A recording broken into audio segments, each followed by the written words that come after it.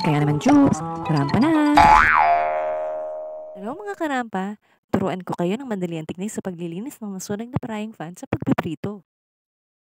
Ito na yon, walang babad-babad. Kundi lagyan nyo lang ng tubig at pakuluan. At kapag kumukulo na,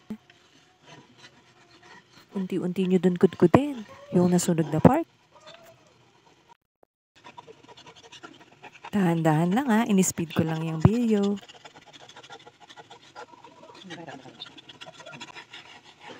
Yan, yung ganyan lang.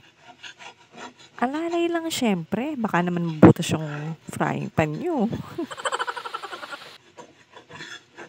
Kasi habang kinukulaan yan, kusa namang lalambot yan. Madali na lang kudkudin yan. Yan lang naman kung gusto mo ng madalian. At yung ayaw mong ibabad pa sa sabon. Nga minsan nagmamadali tayo. O kahit anong paraan para matanggal yung nasunog na frying pan. Madami namang paraan, pero malay mo mas madali pala tong technique na to sa'yo. Kudkod ka lang ng kudkod, mga ilang minutes lang naman yan eh.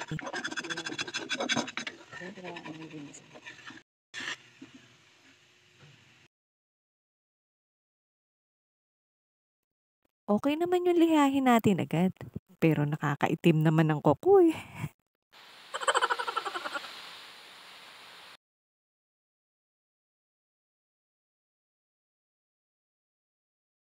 Yan o mga karampa, medyo nalinis-linis na o. Yan, patayin na natin ang apoy. Nung time na to, dinala ko na siya sa lababo. Medyo kinukudkud-kudkud ko.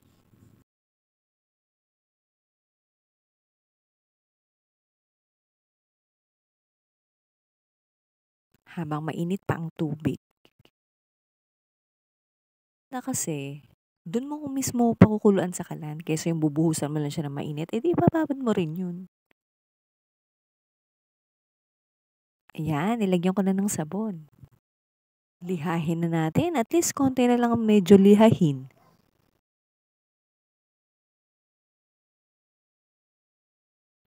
Kaunting tiyaga na lang, Diyos. Matatapos na rin yan.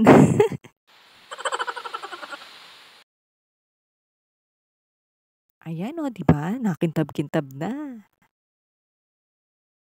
Sabi nga nila, kapag may tiyaga, may nilaga. Kapag masipag ka, may makukuha ka. Parang si Daddy Meta.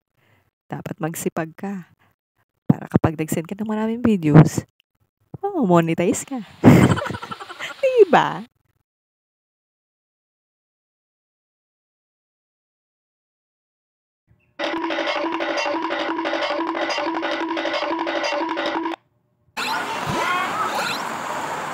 Sipag at tiyaga lang sa lahat ng bagay.